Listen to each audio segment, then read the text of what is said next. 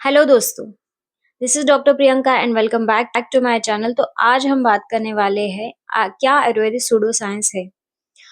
मैं वीडियो को शुरुआत करूं इससे पहले बता दे रही हूँ कि ये वीडियो उन लोगों के साथ जरूर शेयर करना जो आयुर्वेद को सूडो साइंस मानते हैं, और जो लोग आयुर्वेद को पूरी तरह मानते हैं, जिन्हें पूरा भरोसा है, वो भी इस वीडियो को पूरा जरूर देखिए, क्योंकि इसमें मैं एविडेंस के साथ बताने वाली हूँ कि कैसे आयुर्वेद कितना पुराना है सकते हैं। So let's get started. दोस्तों, आयुर्वेद कोई आज का शास्त्र नहीं है लिखा हुआ कि हाँ।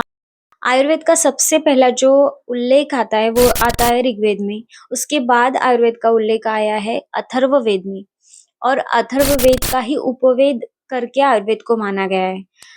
आयुर्वेद को सबसे पहले ब्रह्मा जी ने दक्ष प्रजापति को दिया था। उसके बाद जो है अश्विनी कुमारों, और उसके बाद वो ऋषि मुनियों के पास दिया गया, ताकि पृथ्वीवासियों के लिए आरोग्य है, कैसे हम हमारे शरीर को निरोगी रख सकते हैं, उसके लिए उसका अवतरण पृथ्वी पे किया गया, यानी कि सारे ऋषि मुनियों को उसका ज्ञान दिया गया। तो धर्म, अर्थ, काम और मोक्ष, ये चार चीजें हमने हमारे सनातन में दी गई है कि हमें इन चारों को फॉलो करना होता है, या हमें इन चार चीजों पे ही अपने जीवन में फोकस करना होता है। सो इसका मूल जो है, यानी कि धर्मार्थ कामो मोक्षाणाम आरोग्यम मूलम उत्तमम, या इन चारों को हासिल करने के लिए हमें हमारा आरोग्य, यानी कि हमारी हेल्थ अच्छी होनी चाहिए। अगर आपकी हेल्थ ही अच्छी नहीं होगी तो आप इन चार चीजों को नहीं हासिल कर सकते। ना आप धर्म के पद पर चल सकते हो, ना आप अपनी सारी इच्छाएं, यानी आपकी काम जो आपकी इच्छाएं है वो पूरी कर सकते हो, ना ही आप धन अर्जित कर सकते हो, ना ही मोक्ष की तरफ जा सकते हो, यानी कि योग के माध्यम से।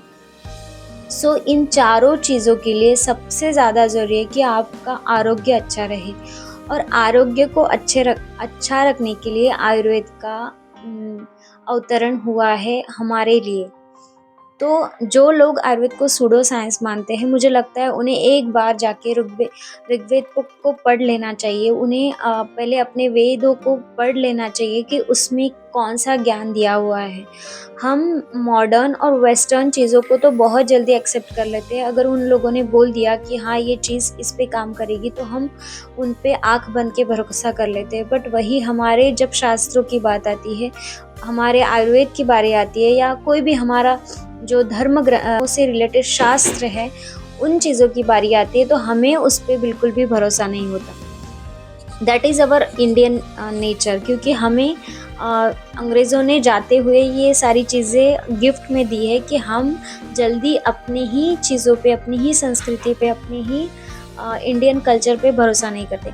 योगा जब से सबको मालूम हुआ है कि योगा कितना अच्छा है, या योगा से क्या होता है, तो योग, ये जो भी हो, योग के माध्यम से एटलीस्ट लोग अपने आप के तरफ बढ़ रहे हैं, अपने आप को पाने की कोशिश कर रहे हैं, अपने बॉडी को हेल्दी रखने की कोशिश कर रहे हैं, तो उसका एक पॉजिटिव इफेक्ट ही है ऑफ कोर्स।